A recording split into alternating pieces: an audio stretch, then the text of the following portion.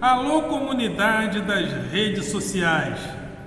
Mais uma vez aqui para tratarmos de mais um tema, e hoje eu gostaria de falar sobre o excedente do identitarismo. O que é o identitarismo? Nos idos da década de 70, ali bem no início, foi escrito um livro que eu já li. O autor me falha a memória agora, mas é um livro cujo nome era O Pós-Socialismo. E esse livro guardava e guarda uma série de representações neoliberais que já estavam nascendo ali nos idos da década de 70. Por quê? Porque a era de ouro do capitalismo, do bem-estar social, da expansão da social-democracia, que levou o trabalhador a ter o melhor bem-estar através de uma associação virtuosa entre capital e trabalho, vinha passando por crises. Esse momento estava passando. Os estados mais desenvolvidos haviam se endividado com o bem-estar social. E surge uma ideia de que o Estado deveria enxugar as suas contas públicas, e isso gradativamente viria a afetar as políticas de bem-estar social. Os trabalhadores começaram a gradativamente a perder direitos, os sindicatos a perder espaços, e as contribuições sindicais começam a ser solapadas.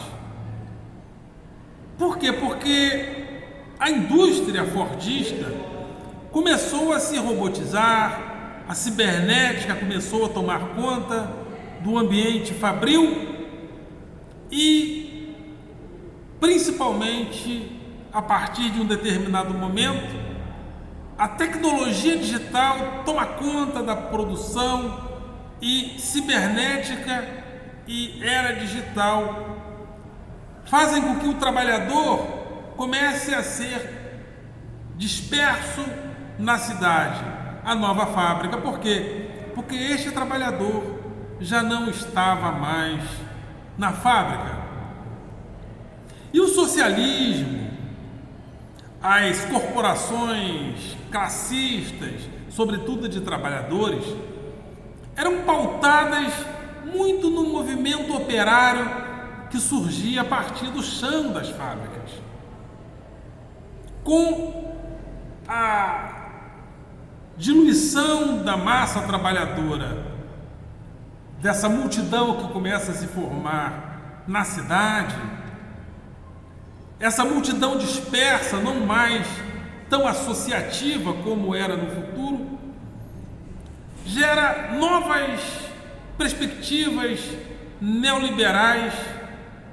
E esse livro, O Pós-Socialismo, ele coloca que um dos fenômenos que aconteceu foi que os movimentos socialistas, comunistas, de esquerda, ao invés de se voltarem para as pautas trabalhistas, para as pautas socialistas, para as pautas da social-democracia, para trazer bem-estar social para o trabalhador, começam a se voltar para pautas como a defesa da ecologia, para pautas comunistas, para pautas feministas, para pautas chamadas por nós hoje de identitárias.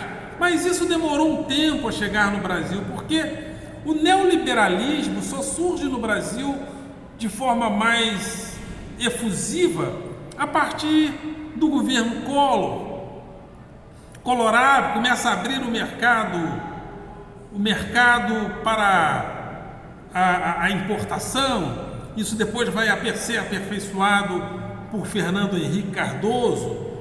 Isso começa a esvaziar gradativamente agora a fábrica brasileira, porque até a década de 80 o Brasil ainda tinha um movimento operário tradicional, fazedor de greves, mas isso começa a desaparecer e a pauta de esquerda, as pautas socialistas começam a se metamorfosear em pautas identitárias.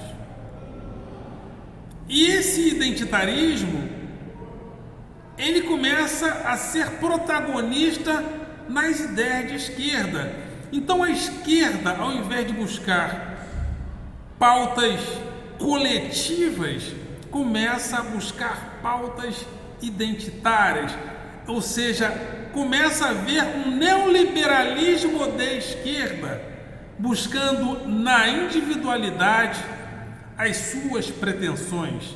E muitos críticos, inclusive o professor Paulo Giraldelli, fala que o identitarismo é de direita, o identitarismo é neoliberal, mas traz a envergadura histórica da esquerda, traz a credibilidade da esquerda histórica. E esse neoliberalismo, ou seja, esse identitarismo, ele começa a se tornar excedente. Ou seja, nós estamos sem pautas coletivas e substituímos as pautas coletivas, que eram orientadas pelo trabalhador fabril, que pautava os movimentos trabalhistas, e substituímos por pautas identitárias, pautas feministas, pautas a favor do negro, pautas a favor da mulher, pauta a favor das minorias. Isso não é um problema, mas isso começa a se tornar um problema se o identitarismo é excedente, se o identitarismo não está associado a lutas coletivas importantes, porque aí o identitarismo se torna um viés neoliberal, um viés de direita, ou seja, com a estética da direita, com a estética individualista da direita. E isso é um problema para a própria esquerda. Isso é um problema para a própria esquerda. Mas o identitarismo se tornou um identitarismo excedente. E dentro dessa perspectiva identitária excedente, nós estamos hoje querendo um ministro do Supremo negro, uma ministra do Supremo mulher. Isso não é errado. O errado é entender que tem que ser assim de qualquer jeito, senão nós estamos caminhando para trás. O Lula escolheu o Zanin e, oportunamente, se eu estivesse no lugar dele, penso que escolheria o Zanin também. Se eu estivesse no lugar do Lula, eu não veria um outro nome mais apropriado, política e ideologicamente, eu não veria ninguém mais apropriado que o Dino para assumir o Supremo.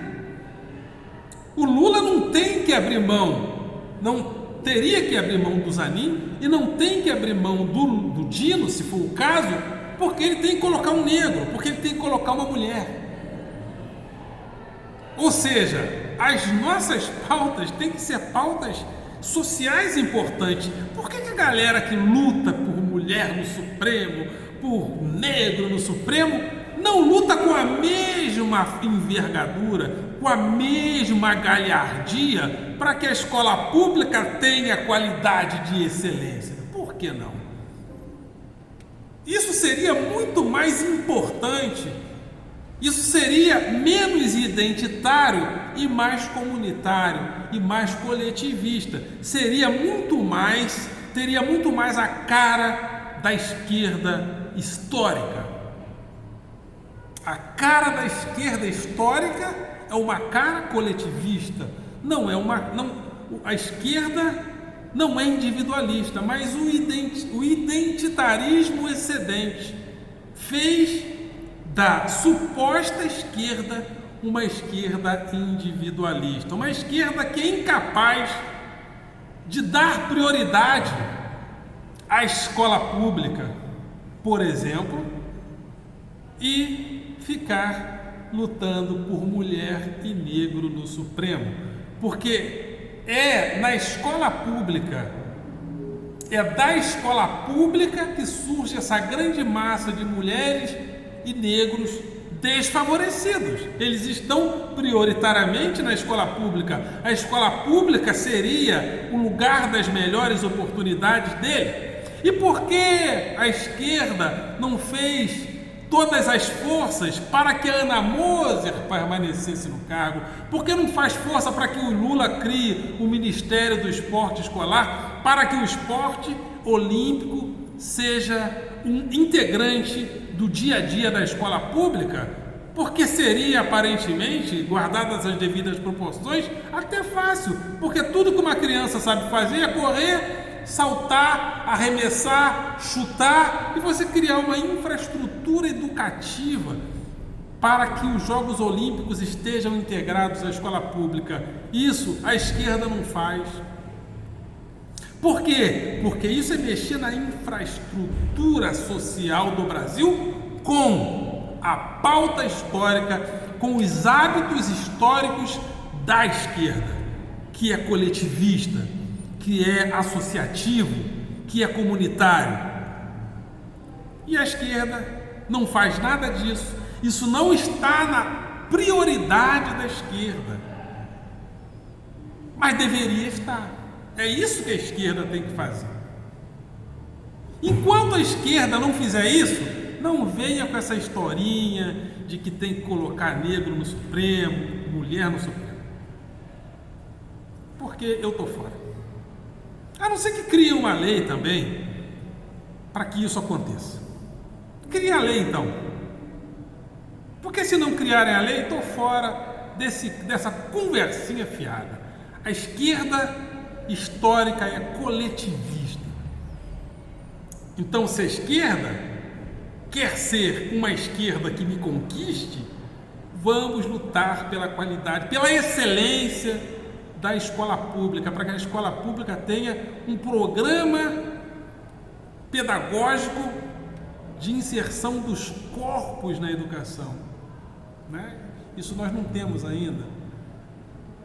Nossa educação ainda é uma educação da sociedade da disciplina de Foucault, onde os presídios, as fábricas e as escolas têm a mesma infraestrutura de vigilância. Um aluno atrás da nuca do outro, enfileirado, com aquele refeitório de fábrica e de prisão, e com aquela buzina a mesma buzina que acordava o trabalhador lá no início da era industrial.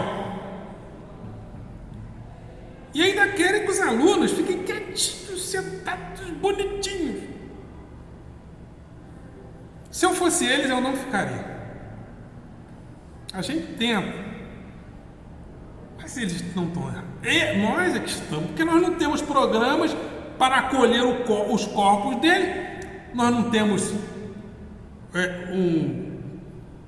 nós não temos projeto olímpico associado às escolas, nós não temos projetos de arte associados às escolas, nós não temos programa pedagógico para os corpos cheios de hormônios para botar para fora, né? Não temos.